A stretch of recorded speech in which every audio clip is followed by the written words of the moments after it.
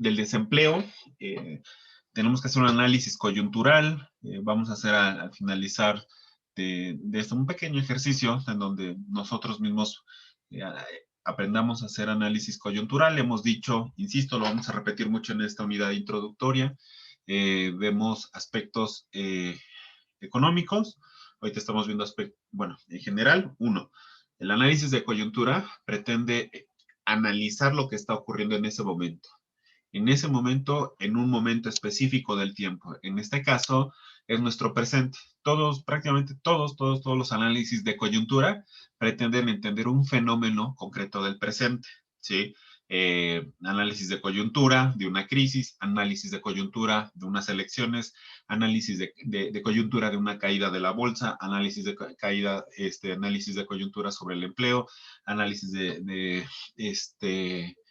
análisis de coyuntura, por ejemplo, las elecciones, de la pandemia, etcétera. Entonces, de un momento específico, por ejemplo, la lucha de lo que fue, se ha presentado, la lucha feminista, ¿no? ¿Cuál es la coyuntura que hay respecto a esto? La cuestión de la violencia, cuál es o sea, cada análisis de coyuntura tiene un objeto de estudio, un fenómeno que pretende analizarse, ¿no? Estamos hablando de coyunturas generales. Y hay coyunturas más particulares, ¿no? Nosotros vamos a ver, según a donde nos dediquemos o lo que queramos hacer, decir si un proyecto de inversión es pertinente o no. Bueno, hacemos un análisis de coyuntura para ver justo si es viable. La pregunta sería, ¿es viable invertir en este momento? Entonces vemos la coyuntura. Nos estamos centrando, por ejemplo, en esta unidad, nuestro análisis de coyuntura se está generando, se está haciendo sobre cómo nos encontramos en este momento, cómo se encuentra la economía mexicana y cómo se encuentra justamente la economía global a un año de la pandemia en este momento. Y justamente hemos analizado algunos aspectos. También, como tema general, estas coyunturas o este fenómeno tiene sus distintas aristas que tienen que ser consideradas en el análisis del fenómeno, ¿no? ¿Cuál es? Pues bueno, evidentemente la cuestión económica, hemos dicho, la cuestión política, la cuestión social, la cuestión incluso de grupos de poder, ¿no? Sí es importante hacerla en un amplio aspecto. Ahora, si queremos nosotros ver los elementos económicos, cómo van a incidir, justamente en este caso es pertinente analizar el Producto Interno Bruto, ¿no? Que es uno de los indicadores que hemos venido analizando en las primeras sesiones, la semana pasada, cómo se está comportando. La caída de la producción en 2020 es algo que nos está mostrando, la recuperación. También hemos visto cómo se encuentra la situación del déficit fiscal que se tiene en este momento, que sí es preocupante en todos los países, ahorita con el clima de las elecciones, siempre se empatana, siempre se ensucian los balances, las situaciones por las pretensiones obvias de los distintos grupos y partidos políticos. Lo que nos interesa a nosotros es justamente hacer el análisis más objetivo posible. Entonces, a mí me gustó mucho una respuesta que hace Herrera, se me hizo muy buena por el grado de estupidez que manifestaba Madero, Madero, del PAN, decía, es que este país se ha llevado a la bancarrota y que la chingada, y el secretario de Hacienda, que tengo mis diferencias sobre cómo se están manejando algunas cosas, pero algo que respondió, dice, pues, lo único que está mostrando es ignorancia, porque somos un chingo de países, 150 países que nos estamos yendo a crisis, entonces todos los somos ineptos, todos los 150 países, o qué pedo, ¿no? Bueno, diciendo justamente de que no podemos nosotros ridiculizar o minimizar el análisis si no entendemos la totalidad, la coyuntura internacional, cómo se mete México en la coyuntura internacional. Y evidentemente, a nivel internacional estamos convergiendo en esta misma dinámica de caída de la producción, caída del desempleo. Bien. Entonces, esa es otra de las variables, la cuestión del déficit, la cuestión de la deuda, 98% como parte del Producto Interno Bruto a nivel global, países siguen incrementándose, como habíamos visto, incrementándose esta deuda. Y justo nos habíamos quedado, estábamos viendo los reportes de desempleo, se ha incrementado y íbamos a ver, perdón, un documento que es el de la CEPAL, que creo que les había enviado uno por error y ya después les corregí, les dije, es este, me equivoqué, que es prácticamente son presentaciones en PowerPoint de la misma, de la OIT, perdón, de la Organización Internacional del Trabajo. La Organización Internacional del Trabajo es otra instancia, hemos visto Fondo Monetario. Ahora esto es un documento de la OIT, insisto, es un documento, bueno, la OIT es una organización que es justo su objeto de estudio es el análisis del trabajo, análisis del empleo y demás. No es con un enfoque muy crítico, ¿no? No, pero tampoco tan ortodoxo como el Fondo Monetario Internacional o el Banco Mundial, ¿no? Que esto sí, de plano, son muy ortodoxos, muy cuadrados, muy apegados a la teoría ortodoxa, ¿no? De la teoría neoclásica y marginalista. La OI tiene como que sus altibajos, ¿no? Mucho depende también de quién los administre, que al grupo que administra en ese momento, ¿no? Despuésito de la crisis, entró una banda muy buena, muy crítica, heterodoxa, que justo hacía unas críticas muy pertinentes a cómo se estaba manejando la crisis en torno al empleo y el desempleo. Muy buenos, pero después 2015 salieron, cambió y sí es más ortodoxa, más limitada en muchos sentidos, su análisis, muy limitado el análisis. Pero bueno, es lo que hay y pues bueno, lo que dice la OIT es justamente, al igual que lo que dice el Fondo Monetario Internacional, se utiliza como referente. Entonces, tiene base de datos, ya después checamos ahorita la base de datos de la OIT, pero es un referente. Entonces, en esa construcción de la coyuntura, a ver, ¿qué se dice? Bueno, eh, pues antes de pasar a comentar esta lectura, y pues dije, ya de una vez comentamos la que les había enviado, que también la comentamos de forma general, porque sí vale la pena analizar el qué va a pasar con el trabajo después de la pandemia, ¿no? En términos de que se ha configurado el trabajo y el Estado qué tiene que hacer, ¿sí? Justo es una de las discusiones no nuevas, viejas. En 2015, el Instituto McKinsey, que es una consultoría global, que también, bueno, las consultorías tienen un peso en la definición de políticas económicas. Esta consultoría, el Instituto McKinsey, hace un análisis sobre la situación del empleo y la sustitución del empleo por la innovación científica tecnológica que estamos viviendo, 2015, imagínense hacia la fecha, y hace recomendaciones, por ejemplo, que el Estado tiene que cambiar la regulación del trabajo frente a las nuevas condiciones del trabajo. Y estamos hablando de esta modificación que en este documento que les había enviado ya se ven y se intensificó muchísimo con la pandemia. Estoy hablando de los empleos por plataforma y los empleos por ubicación, como lo señala el OIT, o sea, empleos como YouTube, como eh, trabajar detrás de los que hacen el pedido de todo, de Amazon, de Mercado Libre, de las plataformas de Walmart y demás, y la gente que distribuye vía Rapid, vía Didi, vía Uber, tanto pedidos como también los servicios de transporte. Son nuevos, son empleos emergentes, pero por esa característica de su emergencia, de que están saliendo, están iniciando, necesitan justamente de evaluarse para su regulación. El Estado tiene que regular y justamente volvemos al tema que nos confiere que es el Estado.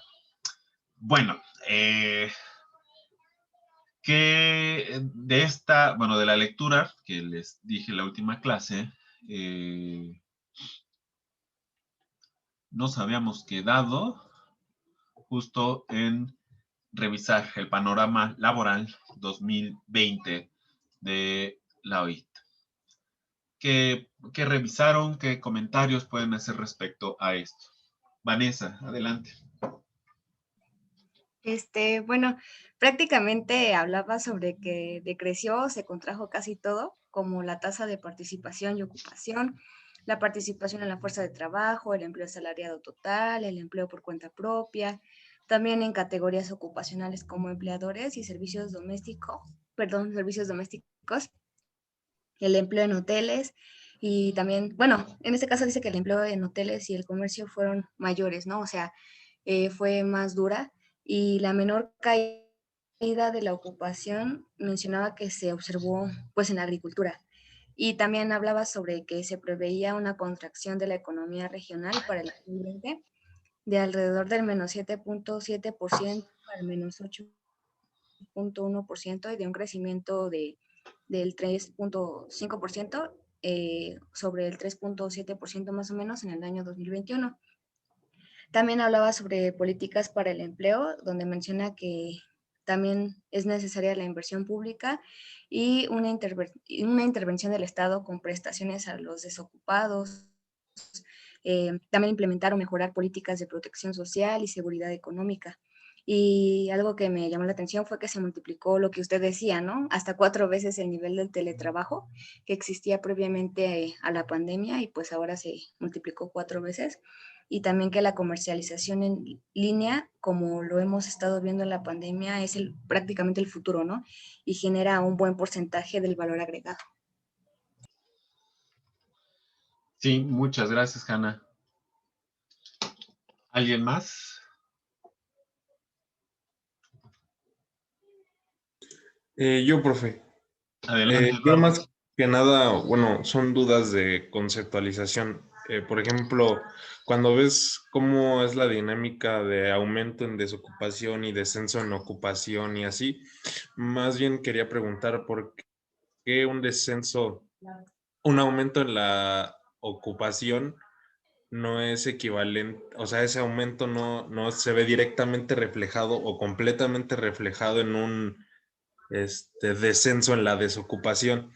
Y también quería saber cuál es qué significa participación, es decir, quiere decir que qué tanto del valor del trabajo de ese trabajador se ve reflejado en el PIB.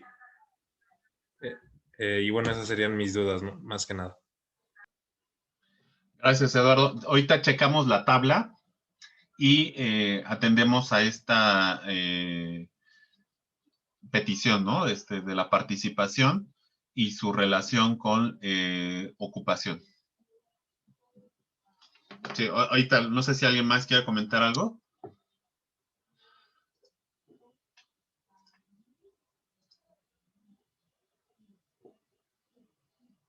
Sí, ¿no?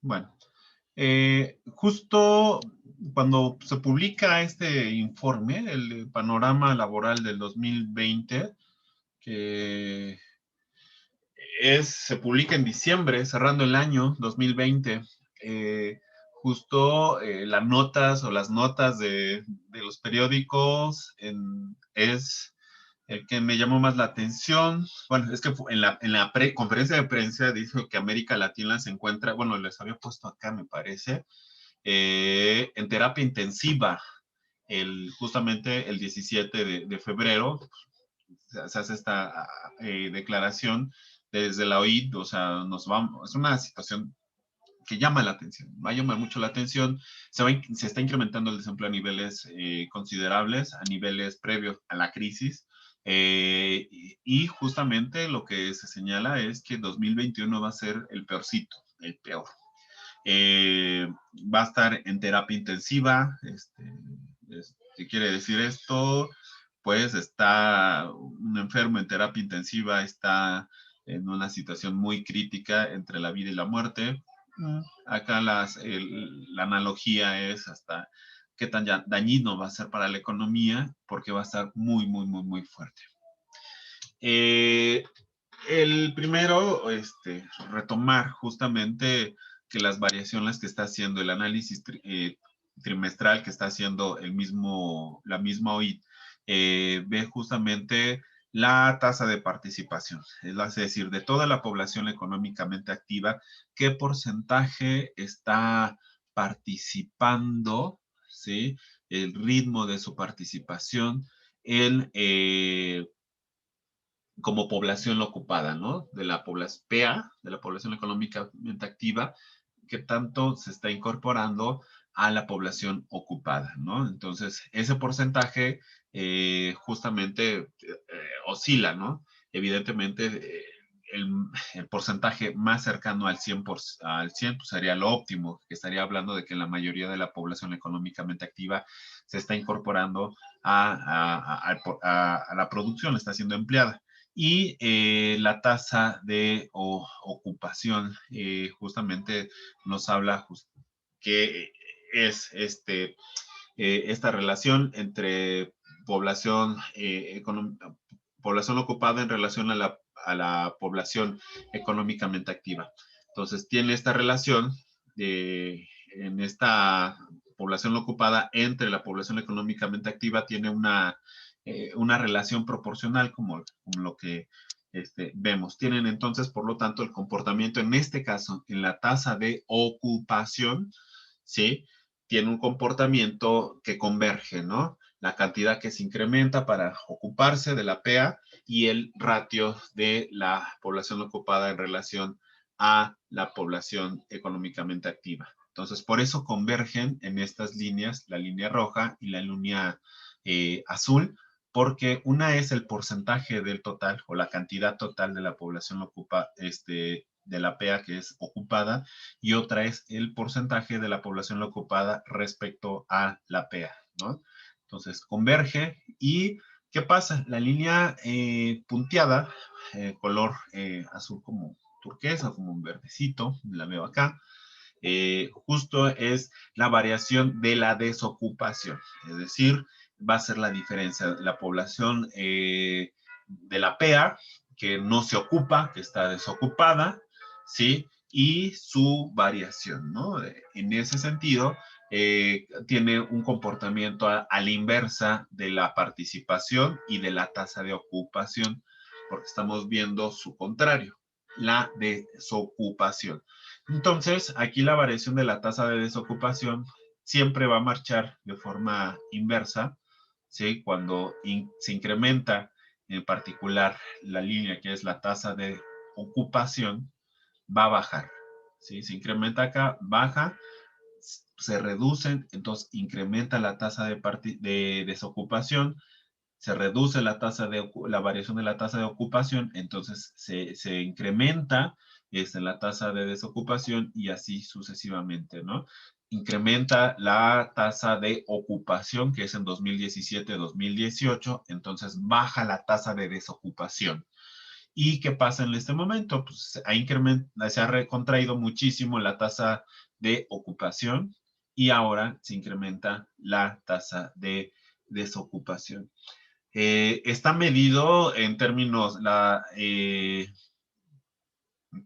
tasa de desocupación, bueno, el porcentaje es mínimo, es más el porcentaje que está ocupado que está desocupado, entonces por eso hay un crecimiento absoluto en la tasa de desocupación, pero no en la misma proporción, porque por fortuna son más los ocupados en general en la economía que los desocupados.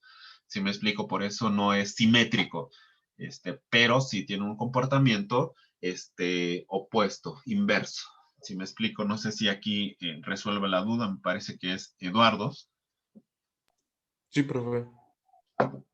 Y ahora en la tabla que nos coloca el mismo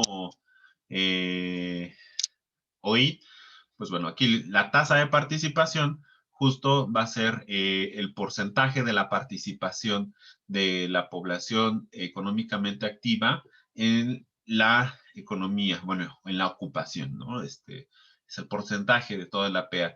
Este indicador nos es muy importante porque nos está diciendo de la cantidad total que está en edad de 14 a 65 años, que es el promedio, que está trabajando.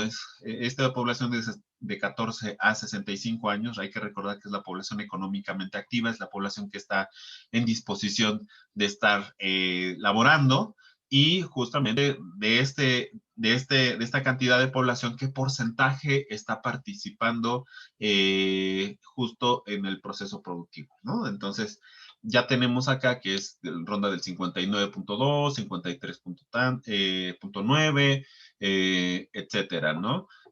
¿Cuáles algunos? Paraguay tiene una tasa de participación muy grande, Uruguay, México el 60%, y vemos que todos estos países se contraen, ¿no? Argentina, empezamos por Argentina, se contrae del 59.2 al 53. Hay, México cae 16 puntos aproximadamente, y así sucesivamente. Yo creo que el que tiene una mayor, bueno, no sé, a ver, ¿ustedes identifican qué país tiene una contracción más fuerte en su participación? Yo creo que es Perú, ¿no? Perú tiene una caída en la participación y que es la más grande. Y en la tasa de ocupación, ¿sí? ¿Cuántos de estos están ocupados realmente? ¿Sí? Y tenemos acá justamente del 53 al 47%, 47%, también hay una caída. Estas dos van a converger de forma simultánea y la desocupación va a ser justamente esa inversa, ¿no? Que tenemos en Argentina, la tasa de desocupación va del 10.4 al 11.8. Hay que recordar que Argentina ya tenía una crisis desarrollándose en el 2019 y 2020. Brasil también tiene una situación similar. México también. Costa Rica es uno de los que se ha incrementado muchísimo. Creo que es el que más se incrementa. Nicaragua tiene una contracción, eso hay que ver a qué se debe. República Dominicana igual. Y en fin, la tasa de desocupación para el 2020 se incrementa entre 2019 y 2020 de 8.7 en 2019 a 10.6. Es una cantidad alta, ¿sí? Alta del desempleo. Cuando llama la atención justo la OIT, nos encontramos en terapia intensiva, pues justo tiene mucho que ver con los datos de OIT. Regresemos a la presentación de las gráficas. De este desempleo total en el mundo, pues el desempleo ha rebasado, incluso ha alcanzado niveles peores que la crisis. Si ustedes identifican, aquí estamos en la crisis del 2009, ¿sí? Había alcanzado una tasa de desempleo del 6%, ¿no? Y ahora, pues estamos de un poquito más, el 6.5% acá. Se dice, pues bueno, son unas décimas, sí, pero esas décimas son unos miles o hasta millones de desempleados. Crisis del 2013 había sido mucho más el desempleo que en el 2009 a nivel global, y pues bueno, se incrementó. Igual pasa por países del G7. ¿Por qué nos interesa el G7?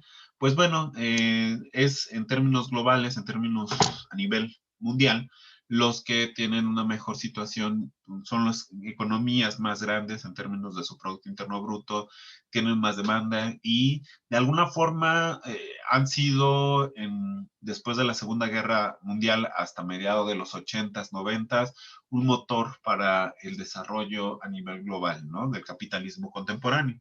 Pero también China, ¿no? Evidentemente China, ha tenido un peso muy importante, ¿no? La Unión Europea, por ejemplo, a ellos no les está golpeando mucho el desempleo, como les golpeó en 2013, pues venían saliendo de ese problema del desempleo, que tenían tasas de desempleo arriba del 11% en 2013, 2014, o sea, sí fue un desempleo tremendo, las condiciones fueron deplorables para la Unión Europea, y bueno, China tiene esta situación un tanto contradictoria, pero bueno, no contradictoria, tiene un crecimiento de su producción. Si ustedes recordan, es prácticamente el único que crece considerablemente en términos del Producto Interno Bruto, pero esto va acompañado con un desempleo, ¿no? Entonces, vimos que detrás del crecimiento de la producción se encontraba la inversión, pero tenemos el problema de que se sigue generando desempleo y eso a largo plazo sí genera un impacto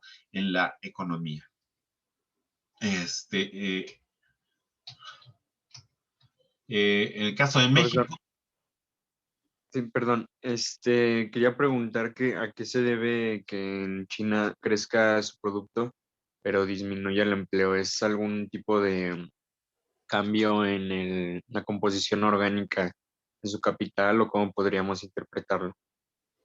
eh, a nivel global hay una desaceleración a partir del 2000, finales del 2018 y todo el 2019. ¿A qué se debe? Hay una caída del consumo de los productos.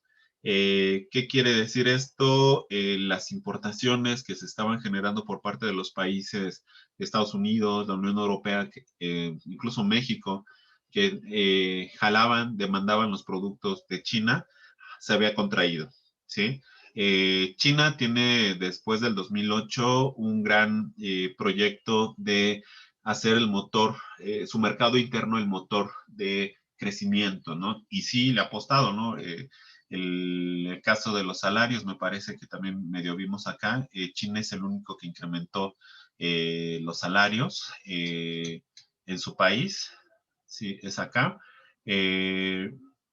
Por ejemplo, en este informe también de la tendencia de los salarios, evidentemente en el caso de China, me parece que sí, se duplica el salario, pero no es suficiente. ¿Por qué? Porque el nivel de producción de China abastece, es el gran proveedor de manufacturas a nivel global. Entonces, sí le iba a funcionar para consumir un sector considerable de mercancías que estaba vendiendo en el extranjero, pero no es suficiente. Otro sector amplio de esas mercancías se consumen en el exterior y justamente en la medida en que ese sector está dejando de demandar, pues bueno, está creciendo al interno, se mantiene al interno, pero aquellas ramas y sectores que dependen del comercio internacional son las que se ven afectadas. ¿Y qué quiere decir esto? Que en esa tendencia de desaceleración empieza a haber justamente una caída de la producción, pero también del empleo en los sectores y las ramas de productores o de manufacturas chinas que dependen más del comercio exterior. Y el comercio exterior ahorita está colapsado. Entonces, por eso se explica el incremento del desempleo en China, pero China todavía tiene sus sectores y su dinámica de mercado interno para seguir creciendo. Y eso es lo que está reactivando. Vamos a ver qué tanto pueda aguantar. O sea, ahorita digamos que eso que se propuso en 2008, 2009, el Partido Comunista, de decir, vamos a depender ya más del mercado interno para que estos desequilibrios internacionales no nos afecten. Vamos a ver si funciona en este momento. Por lo pronto, pues sí les está funcionando. Ya llevamos un año que se paralizó la comercialización a nivel global. 2019, pues bueno, están las luchas entre Estados Unidos y China, ¿no? Los aranceles ya estaban llevando pesados, ¿no? El, el promotor de libre mercado, Estados Unidos, poniendo aranceles a diestra y siniestra, hasta nosotros nos tocó, porque justo ya no podía funcionar la economía global en esos términos. Vamos a ver también qué pasa en esos sentidos. No he encontrado una que sintetice bien qué va a pasar en esa parte del comercio internacional que ya se venía colapsando. Hay que recordar que la Primera Guerra Mundial no es que el atentado contra el cuate se me olvidó su nombre, el atentado con este cuate de la Francisco aristocracia, Fernando. ajá, que siempre se ubica como el detonante, no es el detonante, pero atrás ya se llevaban pesado, o sea, ya tenían una disputa por los mercados de materias primas en África y también por los mercados internacionales de manufacturas, y ya intervenía el Estado. Y justamente esos choques empezaron a generar tensión que al final de cuentas genera la Primera Guerra Mundial. Aquí, pues bueno, China, Estados Unidos, esta tensión que se estaba generando, pues, hasta dónde iba a llegar, esa es la preocupación de muchos en el 2019. No sé si de alguna forma, en forma muy general, se alcanza a responder tu pregunta, Gerardo. Sí, sí, gracias. Entonces, bueno, todo esto también es para que nosotros lo reflexionemos. Dani Rodrik es heterodoxo, no es marxista, pero él justamente tiene un libro que se llama Una economía, muchas recetas, que habla de una evaluación de las reformas del consenso de Washington que vamos a analizar también en este curso, que justo cuando se da la supuesta caída, la crisis de los 70 y la caída del modelo del Estado interventor, justamente, pues bueno, las políticas para salir de esa crisis fueron el desmantelamiento del Estado. Y todos los países emergentes en América Latina, al igual que el resto del mundo, aplicaron estas medidas de forma acelerada para generar un crecimiento y un desarrollo económico. En este libro, Dani Rodrik plantea justamente una evaluación y dice, bueno, vamos a ver qué pasó, ¿no?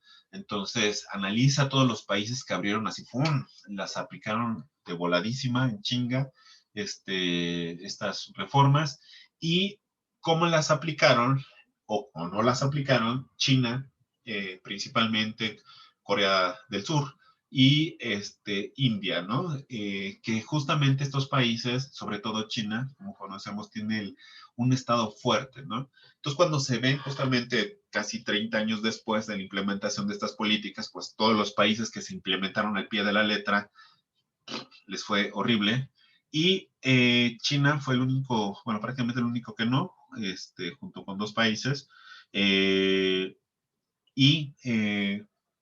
justo cuando Dani Rodríguez, este cuate es keynesiano, lo estoy mencionando para que no solamente desde el marxismo se da, Dani Rodríguez justamente dice, bueno, es que China le ayudó mucho su estado, ¿no? Tiene un estado fuerte, fue ¿qué hizo China? Pues dejar entrar algunas políticas y cuando estaba viendo que no funcionaban, las bloqueaba y las retiraba, ¿no? Entonces fue una apertura, él decía una apertura gradual con el Estado, ¿no? Y que le ha permitido esa situación del Estado fuerte en China, pues bueno, primero en esta pandemia, pues poder controlarla, salir lo más rápido de la pandemia y ahora con la crisis, controlar la crisis, ¿no? Entonces, eso nos tiene nosotros que ayudar para evaluar algunas cosas, por ejemplo, que se están haciendo aquí en el país. Ahorita está súper manoseado el asunto por parte de los medios de la reforma energética que se acaba de aprobar. Y hay una lecturita que vamos a dejar para analizarla lo más posible, ¿no? También estamos pensando hacer una platiquita con otros profesores. Pero bueno, no dejemos de ver China y los elementos que tiene China para el desarrollo económico. Bueno, ¿qué nos dice? Además, cae fuertemente el empleo asalariado, no asalariado y registrado. El empleo asalariado total y el empleo por cuenta propia cayeron menos 6.8 y menos 8.9. Por cuenta propia son desde los que tienen tienditas, que tienen pequeños oficios, en fin, caen ese tipo de empleos, sobre todo unos tipos de empleos más tradicionales, dependencia y totalmente autónomos de estos empleos. No que dependen de las plataformas, porque también eso hay que hacer una caracterización.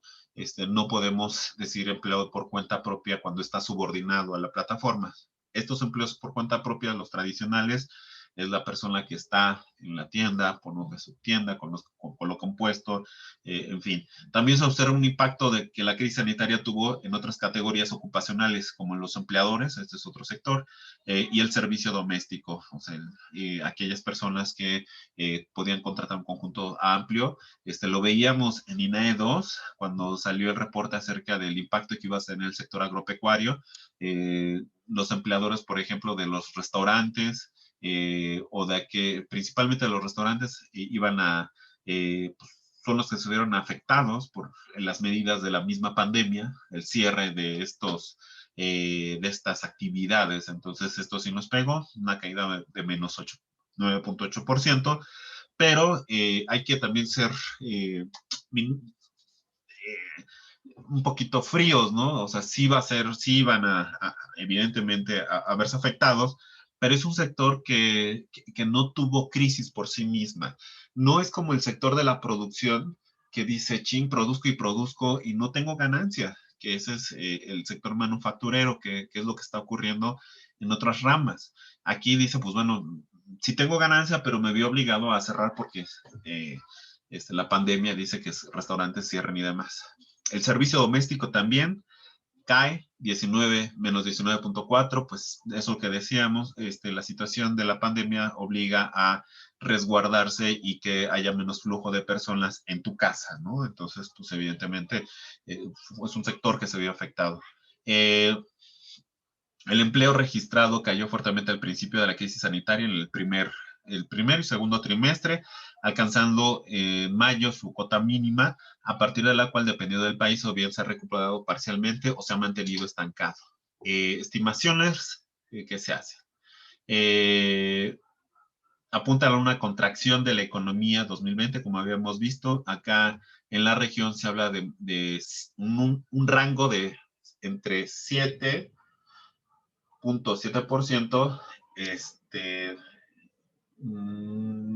digamos, y menos 8.1%, y para 2021 un crecimiento de 3.5 y 3.7, ¿no? Entonces, todavía, hasta ahorita, bueno, normalmente ocurren que las proyecciones que existen en este mes son las más altas, y al pasar al transcurrir el año, empiezan a reducirse las proyecciones, por desgracia. Proyecciones indican que la tasa de desocupación 2020 cerraría en 10.6, como se señala, un aumento de 2.5 porcentuales comparado al 8.1 registrado en 2019. Se estima una recuperación de las economías de América Latina y el Caribe en 2021, aunque todavía persiste un contexto de importante incertidumbre.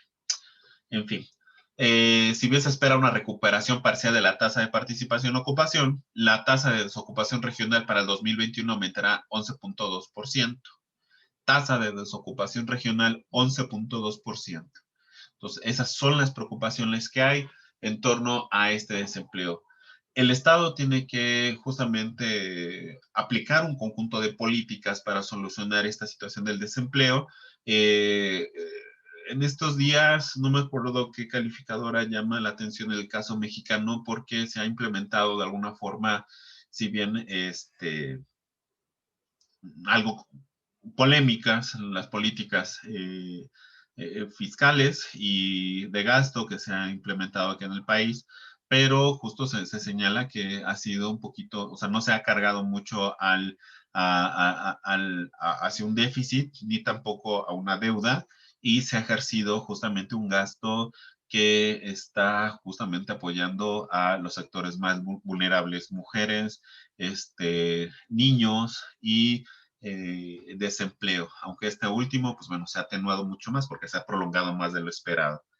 Algo que se quiera comentar adicional, bueno, Hanna nos había comentado muy bien algunos elementos de esta, de este informe. Miguel Ángel, adelante. Sí, profe. Nada más pues como un pequeño comentario, ¿no? Aquí particularmente en el sector del empleo llama la atención que pues con la pandemia, ¿no? Pues como todos ya sabemos, hubo muchos despidos, ¿no? Y limitaciones de personal, pero lo interesante aquí es que a pesar de que ha venido habiendo una ligera recuperación, entre comillas, el sector ya no ha absorbido la cantidad de empleados con la misma velocidad que se despidieron, ¿no? Entonces hay muchas empresas que, si bien la pandemia los obligó de cierta forma a digitalizar o automatizar ciertos procesos, se dan cuenta que pueden trabajar o lograr la misma cantidad de producción o la misma cantidad de, pues, de X o Y, lo que sea que se dediquen, ¿no? Con menos cantidad de empleados, ¿no? Entonces, pues es interesante que A lo mejor si después de una recuperación, ¿no? Que como vemos va a ser una recuperación lenta, aún así no se va a llegar a las mismas cifras que con las que se inició, ¿no? La pandemia, la crisis.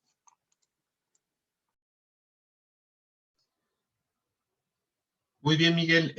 Sí, haces una observación muy, muy valiosa. Eh, es muy probable que, o sea, que en estos procesos de crisis se van generando dentro del problema y la solución, digamos,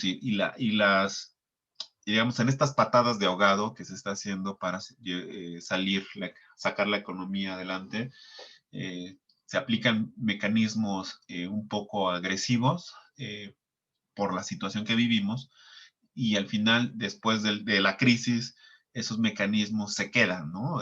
Y aquí, como bien señalas, eh, falta ver cuántas empresas van a trabajar con el menor personal con el que venían trabajando antes de la pandemia y de la crisis, al darse cuenta, o porque se dan cuenta, que trabajando con menor gente tenían el mismo nivel de productividad. También otra, ¿no? ¿Cuánta gente, cuántas empresas van a mantener el home office? Eh, Ahorita pues, la necesidad de su regulación, que otra vez confiere al Estado, es algo importante porque finalmente en el home office implica que pues, la computadora, muchas de las empresas no dieron computadora ni servicio de Internet y de hecho en este periodo de desempleo el requisito es tienes computadora y Internet para hacer desde ventas por teléfono, hasta algunas actividades de oficina, etcétera, etcétera. Y todo eso es finalmente un ahorro, ¿no? Vas compactando el espacio, vas ahorrando costos de infraestructura, porque la infraestructura ya está, ya delegas hacia los trabajadores o ya la cargas hacia los trabajadores, ¿no? Sí, va a haber un cambio tremendo. Hay un alumno que va a hacer su tesis, se inscribió a TEP1 y ya veníamos platicando de problemas de la reproducción de la fuerza de trabajo, y justamente él decía, pues bueno, quiero analizar las transformaciones del trabajo después de la pandemia, ¿no? Y creo que sí, va a pasar eso, ¿no? ¿Cuántos se van a quedar con estas medidas emergentes? ¿Cuántos, en cuanto, por ejemplo, va a reducir su personal Walmart? Al tener una actividad de ventas muy alta en esta pandemia vía plataforma, ¿no? Creo que una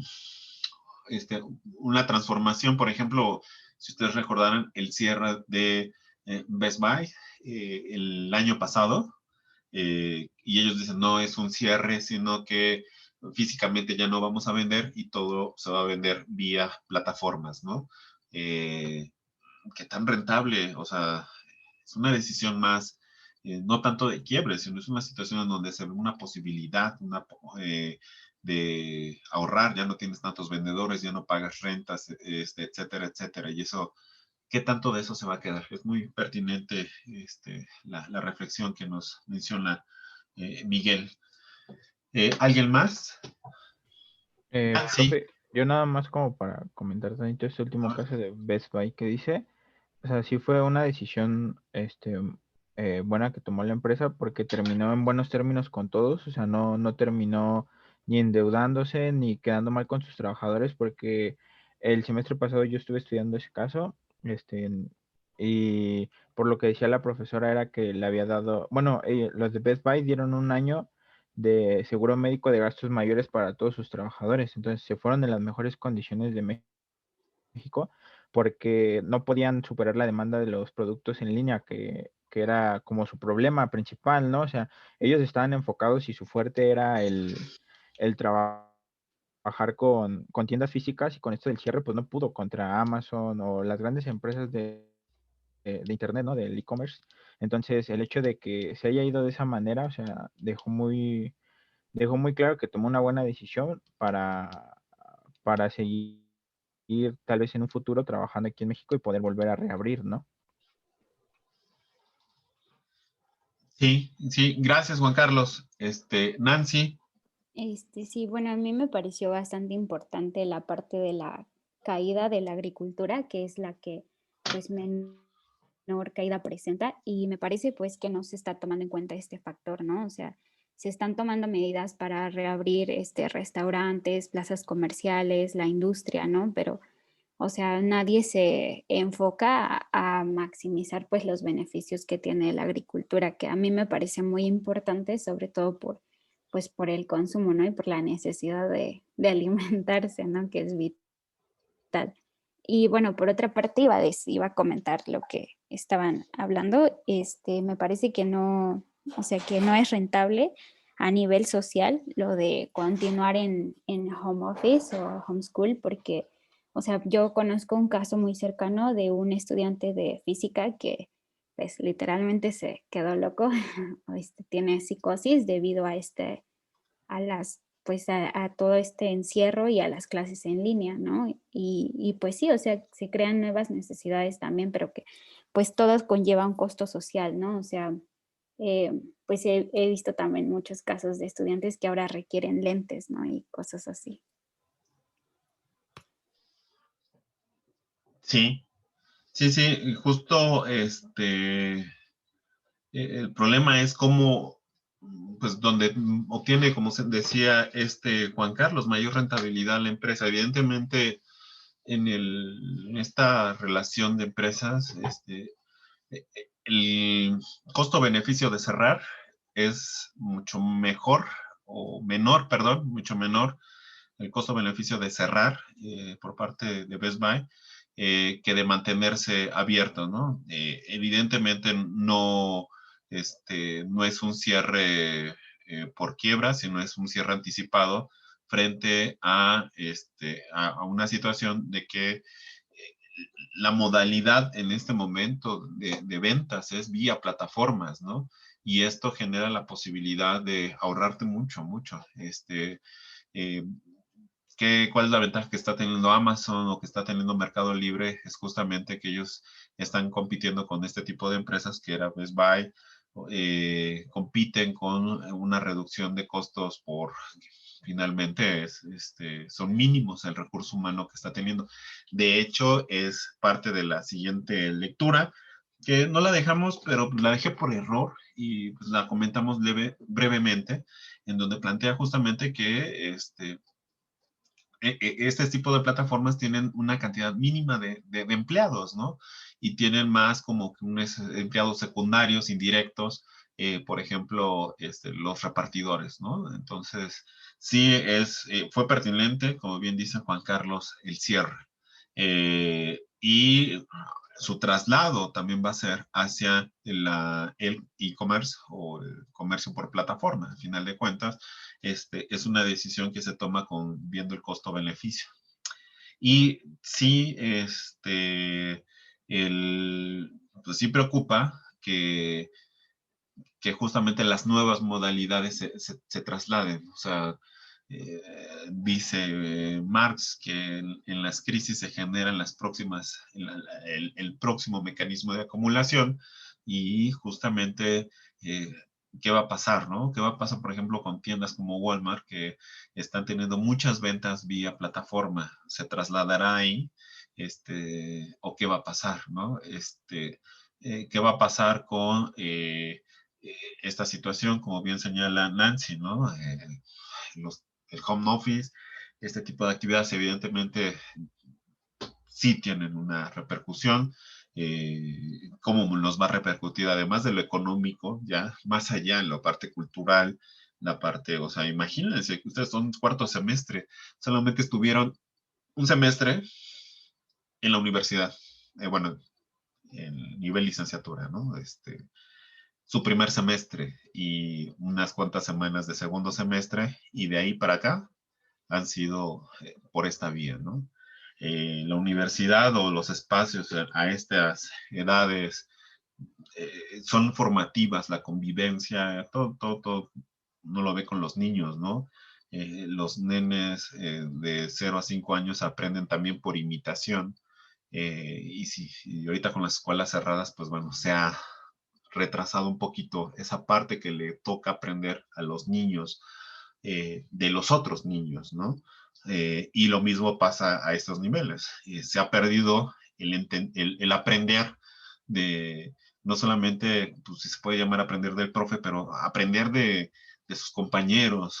Cuando participan, uno escucha, dice, ah, pues fulano tiene buenas ideas y se aprende de los compañeros, de la comunicación de pasillos y demás. Y en efecto, pues sí, la ausencia de esto, sí, sí nos afecta. Veníamos, por ejemplo, nada más cerrando ya esta parte, como dice Nancy, ya veníamos en una crisis muy fuerte en términos sociales, una crisis social. Se expresaba muchísimo en la violencia, muchísimo en el incremento de la violencia en general. Justo ya veníamos arrastrando esta situación, se habían incrementado en los últimos años la tasa de homicidios, de suicidios también, de enfermedades psicológicas en los centros de trabajo, pero también en los jóvenes, y esto, o sea, intensifica, es echarle limón a la herida, porque finalmente ahora a esta sociedad que ya estaba en una crisis, les toca un encierro, una paralización, sí, en este momento. Entonces, sí es difícil esta situación.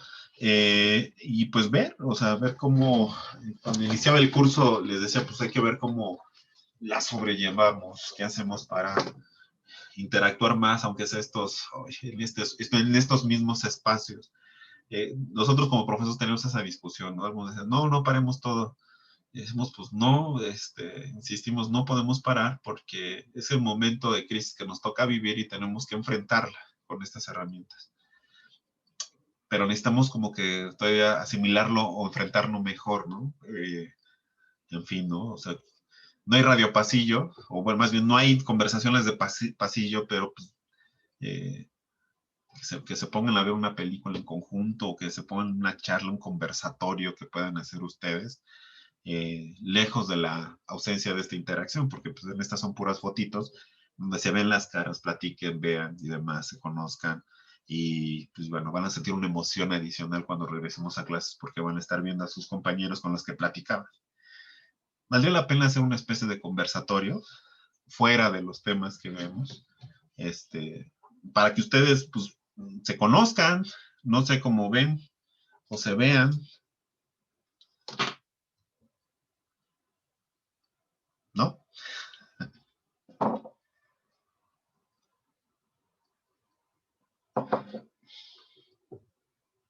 No, ¿verdad? Creo que no.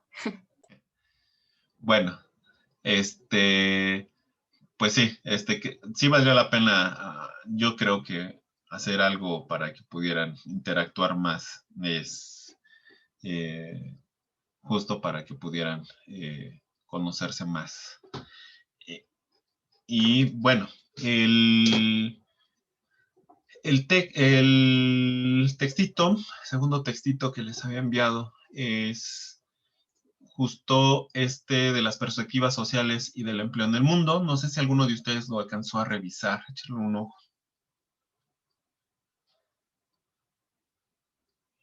No, profe, ese ya no. No, ni yo, profesor.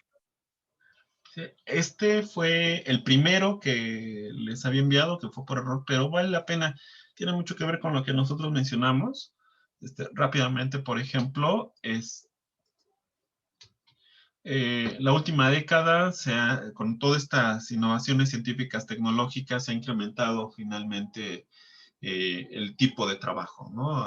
Se han intensificado las operaciones o los empleos vía plataforma y localización, empleos como el estar en una plataforma como Google, una plataforma como algún espacio de ventas, comercialización en línea, y también, por otro lado, los servicios de transporte, de mensajería y demás, pues bueno, se han incrementado. Nos estamos refiriendo justo a estas plataformas basadas en la web, que trabajan justamente en el diseño, búsqueda de algoritmos, recuperación, recaudación de información, ventas y demás. Y justo las plataformas basadas por ubicación. Uber, Didi, Rappi, todas estas aplicaciones que se están desarrollando. Y el número de plataformas en línea justo se incrementó de 142, eran apenas 142 en 2010, a más de 777 en 2020. Aumentó muchísimo. Las que más aumentaron son aquellas plataformas de las de comunicaciones, las de taxi, por ejemplo, y mensajería. Estas establecen al final dos tipos de relaciones laborales, ¿no? Por un lado, los trabajadores que trabajan en las plataformas, la mayoría de estos casos son trabajadores que están vinculados directamente con la empresa. Estos tienen una relación muy estrecha, muy directa, y en el segundo caso son aquellos como empleos o como casos de autoempleo sin relación laboral, acceden a una plataforma, acceden a un trabajo vía plataforma, ni siquiera es un trabajo como tal reconocido, sino, por ejemplo, esta situación del taxi, ¿no? Uber o Didi, ¿no? Tengo un automóvil, entonces voy, accedo a la plataforma y con esa plataforma yo establezco el servicio, ¿no? Entonces, no hay una interacción, no hay una relación laboral entre los dueños de la plataforma y el usuario de la plataforma, porque finalmente es eso, es dos usuarios los que están en esa relación. Y, por ejemplo, las plataformas de trabajadores autónomos, por ejemplo, People Hub, cuenta con 50 empleados que son directos, que trabajan dentro de la empresa, etcétera, pero proporciona empleo a 2.4 millones de trabajadores calificados vía estas plataformas, ¿no? Tenemos que en estas plataformas en líneas basadas en la web, la oferta de trabajo es mucho más amplia, mucho más alta, y bueno, esto va generando que los ingresos o los salarios en esas plataformas se reduzcan y se contraigan. La distribución, digamos, también de estas plataformas, su localización y demás a nivel mundial, también justamente se hace bajo una asimetría en la cuestión de los ingresos y de los salarios. ¿Qué quiere decir esto? Que los salarios que se pagan por ejemplo, en los países del G7, países desarrollados, son totalmente mayores que los salarios que se pagan en Sudamérica o los países subdesarrollados.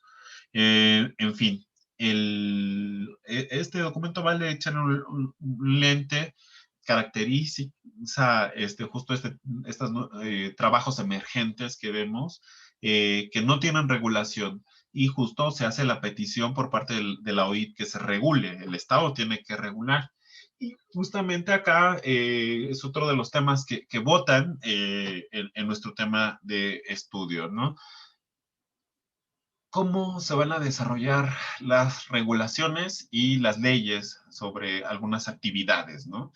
Eso es lo que nosotros estamos viendo, analizando sobre las mismas actividades de la economía, ¿no? Y vamos a ver qué qué características debe tener ese fenómeno o ese proceso de regulación, por qué se regula o por qué hay una ausencia de regulación en este momento. Pues bueno, no sé, ¿alguien que quiera comentar algo más?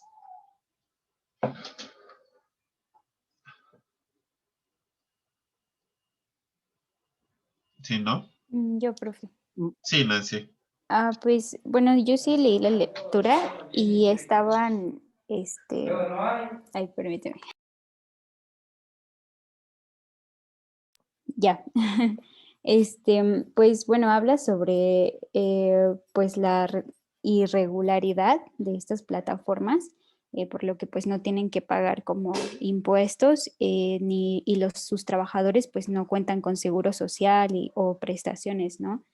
Entonces, bueno, también los salarios son bajos y sobre todo porque pues al ser como pues pocos servicios o pocas plataformas pues se encuentran en una situación como de oligopolio incluso, ¿no? Entonces lo que les da la posición de fijar la cantidad de salarios o de precios que pueden cobrar, ¿no? Por ejemplo, los Ubers pues suelen ser bastante económicos. Y ya. Sí, muchas gracias, Nancy. Sí, o sea, justo nos enfrentamos a una situación mucho, de preocupación. ¿Por qué? Estas plataformas han permitido complementar el ingreso en casos de que el trabajador o trabajadora no tenga los ingresos necesarios para la manutención, perdón. Y estas actividades en los países del centro tienen la característica de ser complementos a sus actividades ordinarias. Y en el caso de los países subdesarrollados como el nuestro, se convierten en la primer actividad para obtener el ingreso pleno en los hogares, ¿no? ¿Esto de qué habla? Que en el primer caso, pues bueno, la contracción de salarios se ha digamos, complementado o este tipo de empleos han permitido que no se sienta tanto en los trabajadores esta reducción de los salarios. Pero en los casos de los países emergentes se ha convertido en una opción de empleo ante esta situación de mucho desempleo en estos países, ¿no? Como América Latina. Entonces, tenemos un montón, o incluso por los salarios bajísimos, gente profesionista, el perfil que tiene, por ejemplo, Didi o que tiene Uber, principalmente no es gente con estudios básicos, es gente con un perfil de estudios medios superiores hasta hacia arriba, ¿no? Licenciatura y demás, que pues ven una opción más atractiva por el ingreso, trabajar de chofer de Didi con su carro y demás, que trabajar en un empleo formal, porque este empleo formal te ofrece un ingreso menor, ¿no? Entonces, sí hay una situación totalmente distinta en estos países como el nuestro. Y el problema es que, bueno, también se dan en un contexto de muchas irregularidades. Por ejemplo, no hay una relación laboral. Esta relación laboral, pues bueno, finalmente hace que estos actuales jóvenes no tengan ingresos, no tengan salarios y tampoco no tengan cotizaciones puede haber cotizaciones para las pensiones, ¿no? Y en este momento tenemos un escenario poco gratificante para las pensiones. Un actual trabajador o una persona que actualmente está trabajando va a recibir una tercera parte de su ingreso actual como pensión cuando se jubile. Entonces, y el problema es de que este tipo de empleos que no te generan seguro, que no te generan nada, pues bueno, va a ahondar todavía esa reducción de la pensión para el futuro de estas generaciones. Y bueno, por otro lado también la situación del riesgo en el caso de los repartidores, ¿no? Es un trabajo a destajo, entonces mientras más viajes, mientras más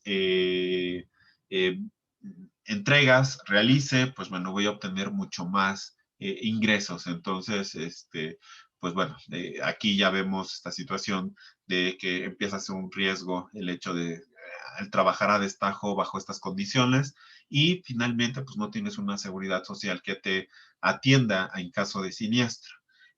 Todo esto, pues bueno, tiene que estar finalmente mediado, ¿no? Por parte de el Estado, que se establezcan leyes que regulen esta situación. Bien,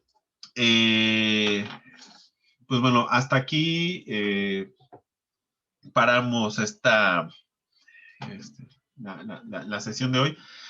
Me gustaría que participaran un poco más, o sea, además de los cinco compañeros y compañeras que participaron. La clase, si yo hablo, se va a volver aburridísima, aburridísima. Entonces, para la siguiente vamos a hacer la lectura de Oxfam y vamos a empezar a meter ya a trabajar con unos cuadritos y vayan pensando el tema que van a querer investigar este semestre relacionado al Estado y o al comercio exterior. Entonces, no sé si hay alguna duda, comentario.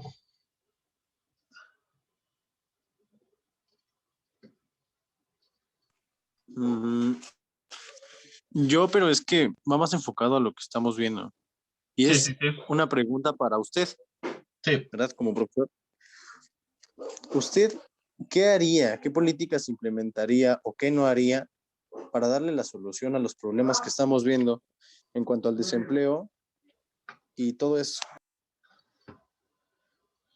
Uy, es muy difícil. Creo que de inicio tenemos que tener una buena evaluación de por qué estamos paralizados en términos económicos. Y en función de eso se tiene que hacer una buena política. Por lo pronto, hasta lo que se está viendo en este momento, es que los países en donde tiene una contracción la participación del Estado han sido los más afectados. Lo que quiere decir es justo que tenemos que evaluar las políticas de libre mercado y de aquellas que le dieron una mayor participación a la libre empresa o a la empresa en la decisión de la generación de empleos y demás. Sí ha estado pasando, salvo China está mediando y con algunas dificultades esta situación del desempleo, pero lo que sí es un hecho, todas las economías donde la participación de la empresa es la más fuerte son las que están teniendo esa contracción del empleo, lo cual nos habla justamente de evaluar. En este sentido, bueno, ya desde otra perspectiva más crítica, nosotros además estamos metiendo la discusión en la economía política 4 de qué se está dejando de hacer, y pues una de las cosas que se está dejando de hacer por parte de la iniciativa privada es invertir. Y no invierte porque las ganancias que se están esperando en este momento son muy bajas para ellos, y esto hace que se entre en un círculo vicioso de reducir inversión, además de esta situación que alguien comentaba de la composición orgánica o de la innovación científica tecnológica. Entonces, si es una tendencia inevitable, histórica, entonces nos habla que no es opción seguir manteniendo las cosas así. Yo así lo dejaría, no, creo que no tendría ahorita la respuesta de inmediato, pero sí creo que es por el Estado. Es el Estado, pero ¿qué tipo de Estado se tiene que hacer, no? ¿Qué tipo de políticas tiene que ejecutar el Estado? Y es ahí en donde está el debate, pero bueno, es lo que vamos a ver en este semestre, ¿no? No sé, Joshua. No, está bien, muchas gracias, profe. O sea, sí tenía como ganas de preguntar eso. Gracias. No, gracias a ti, Joshua. O sea, la moneda está en el aire. Tenemos que ver, pero sí, el Estado hasta ahorita, pues China es el ejemplo, con todas sus contradicciones, sin duda, tiene un montón. Pero también, o sea, no hay ninguna economía de libre empresa que ahorita se les esté viendo bien, ¿sí me explico? Entonces, en fin, pues bueno, no sé si haya algún comentario, o algo que más agregar.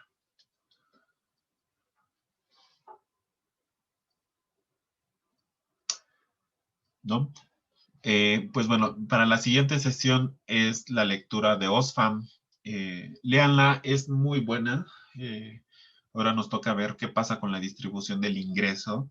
Ya vimos producción, ya vimos la cuestión del Estado, ya vimos el desempleo, las características del desempleo, y ahora viene, y salarios también tocamos, y ahora viene esta situación de la desigualdad, cómo se está viendo esta situación de la desigualdad.